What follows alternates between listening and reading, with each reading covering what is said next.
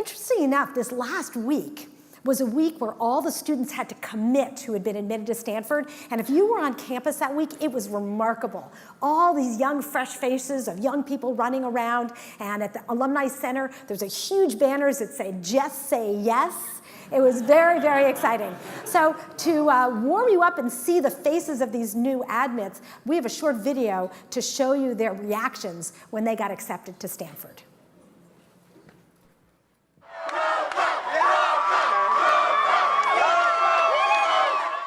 I got the email. My mom was actually in the bathroom, and so I was super afraid to check. So I'm running down the hall like, "Mom, Mom!" And so she comes out, and we all crowd around, and then I have a panic attack. But then I finally look at it, and you know how it gives you the little ID number at the top? For some reason, that was like my sign that I was in. So I started jumping up and down. I tossed my phone. I gave my brother my password to my email address, and he opened it for me, and he called me, and I knew when he called me that I got in. So I went like this.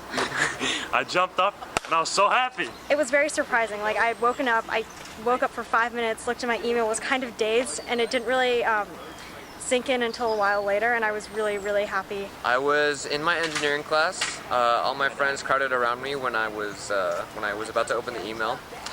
When I opened it and they saw it, everyone danced around me and was super happy. I didn't know how to react, so I just kind of froze there.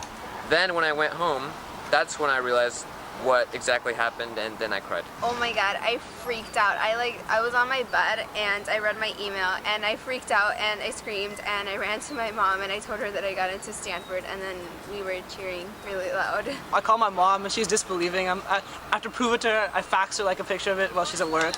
Before I got the email, I was so nervous. I had like my college relief kit with me, which basically consists of a box set of The West Wing, my favorite TV show, a pizza, and like my cat. So I just was sitting in my living room watching The West Wing, waiting for this email, scarfing pizza. And when I found out that I'd gotten in, I was just so happy. So I opened it, I read the word congratulations, freaked out, started crying a little bit, found my mom, hugged her, she cried a little bit, and then I just went back, read it like 4 times to make sure I read it right. I had problems refreshing and logging on to the email or onto my email, and I had like all kinds of trouble. And then I opened up the email and it said congratulations, and I immediately thought congratulations for applying, like good job, like you got rejected. And then it took me like a couple minutes to finish reading the paragraph, and then I realized I got in, and I freaked out and like screamed.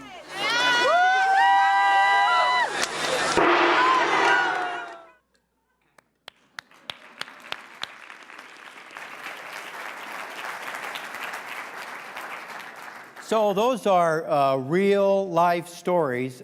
Just a few days ago, we went out with a camera, and actually, if you hear the stories early on, from kids that notify us right when they got these things. You see here, like, I ran around, the kid that said we were buying a house. I got it on my cell phone. I hugged the realtor. I hugged the house builder. I hugged my mom, and then I hit myself with a 2x4. So, you know, these are a little bit more subtle, but very exciting times. This is an amazing time in young people's life, and I'm very proud to say that in the state of Minnesota, 21 young Minnesotans are coming to Stanford next fall. So that's good. So this is, you know, one of the issues that we contend with, and that is certainly with a very, very low admissions rate. We're excited for the kids that come, but we also want to say always that many of the students that apply to Stanford, the vast, vast majority are highly talented, highly capable, and will have wonderful options next year, but it isn't about them. It's about supply and demand. And so a lot of kids were disappointed, but many, or the few that are excited, we're excited for as well. So here's something interesting for you of the class of 1954. I don't know if you'd get in today, but the truth is 11 times larger now in this recent class at 38,828. And you're the first to hear this. We're getting the results back. Down in the lower right corner, matrics, 1692, 76.6% yield, highest in Stanford's history. So go Cardinal! So here's a little bit about the class, the admitted class, because this is most of the information that I have. Total number of applicants you see, 6% that's been going up every year for the last number of years. Total admitted 2210. In the early program, 725 early, and then the rest during the regular cycle. Just imagine this big number, 38,000. 32,000 competed for that 1,400, so you get some sense of it.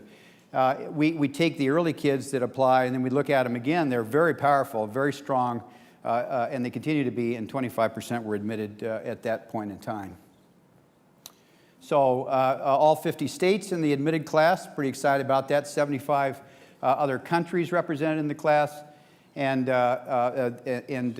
really a broad and deep applicant pool from all over the world. I like to say that the cosmos is next. But the truth is really powerful kids applying with very, very strong testing. As you can see, this is in the top 1% of the nation. These are the medians, so they're kids that are smarter than this, but really, really strong across both the SAT and Minnesota's ACT, which is a composite of 33 for the admitted class. This is a reflection of gender balance. I apologize to some extent. Sometimes it's even. This may be a reflection of the natural sciences and engineering. Actually, we're bucking national trends because the trends around the country is more women than men. But in our case, it leans to the men this year. International students, this is school type. So we have a number of students that are international, but also students studying abroad. You see the homeschooled, U.S. private schools at 30%, and then the public sector as well. The admitted students, I think it's really important for us to remind ourselves about the concept that we live by and the founding principles that Stanford would always be open and accessible to all people, men and women. I think that we've carried that forward throughout our history and in recent years and over time. We have actually one of the most absolutely diverse student bodies in the United States. Should be very proud of it. A reflection of really the world in which we live. And these young people are applying and are competitive in the context of where they live and learn. That's important for us to understand. So in fact, when I talked about schools a minute ago, we have 1,431 high schools represented in this admitted student class. That's absolutely amazing. So they're from all over the country, rural, urban, suburban, in other countries, and then coming from a number of racial and cultural backgrounds. The international pool this year, actually that's one of the fastest growing part of the applicant pool, as you've probably heard. It grows more than any other part of the pool each year, although all parts of our applicant pool grew this year. The international pool, the admitted students, is 10.3%. And then you see the rest for permanent residents of the United States and those from the U.S. So, some sort of interesting information. All legacies in the admitted class represent 14.1% of the class. That's for undergraduate and graduate legacies. And really a very exciting statistic for us, an important statistic, one that we've been committed to, is that which is obviously first-generation students, first in their families to attend higher education. This is a very strong number. We're getting more and more students from first-generation backgrounds looking at Stanford, and it's as important as continuing our legacy. So the truth is that in both cases, we have major commitments to these categories of candidates. And then I guess we're still doing okay in athletics. We have 222 scholar athletes. Stanford is very proud of the special niche it has in the nation in terms of attracting scholar athletes with the emphasis on scholar, and then winning Rose Bowls and national championships all the time. So you can be smart and be a great athlete, and we prove it. So we're very excited about that. You see the distribution geographically across the nation. Again, one of the most exciting parts of the kind of work I do is to bring students from all kinds of perspectives. Where they grew up in Minnesota, I want them to know more about being above average, because I know everybody in Minnesota is above average. And so Garrison Keeler tells me that every Saturday, and I listen to him. So I'm glad to actually be in your presence now. I've wanted to meet you for a long time. The truth is we have great representation across the nation. Actually, the California representation has been going down somewhat in recent years as we expand the touch across the nation and the world. So I think it brings these kids together in classrooms, in their residential environments, and ensures that they bring all kinds of perspectives to their learning. And this is very important in terms of the way we go about selecting our class. And again, in our session this afternoon, we'll talk some more about that. So here is the way they break. Now, again, when I was 17, guess what? I didn't know what I wanted to do. Isn't that amazing how much kids know what they want to do these days? We know that these numbers are going to change somewhat, but this is the way the admitted class has suggested. They reflected their first choice majors. So in the earth sciences and environmental science, actually in that area, engineering, you can see the percentages. Actually, in earth science, we've been going up every year, and from hearing these stories, that's going to continue to happen. In engineering, of course, long tradition in that area. The humanities and the social sciences, about 26% of the class, and again, we have a major focus on the humanities and continue to try to attract students from the humanities, and we'll balance that, I think, a little bit as time goes on. Pre-professional continues to go up as well. That is, people are thinking about medical school or going on for professional programs after they go to Stanford, and undecided. But again, a fairly good distribution across the campus, and in a campus that in fact has curriculums and majors and interdisciplinary majors that are the best in the world across all categories. They really have been adjudged that way, and certainly as they should be. So it's just a matter of bringing the good news about all of the different possibilities to the students that we deal with nationally. So this is an important characteristic, and I want to come back to the nature of the class. This represents about 48% of the class. These are students on financial aid. The university has had major commitment to financial aid, even through the worst times. 2008, they never moved away from their commitment to fund students coming to Stanford. 48% of our students are on aid, even in this incoming class and last year's class as well.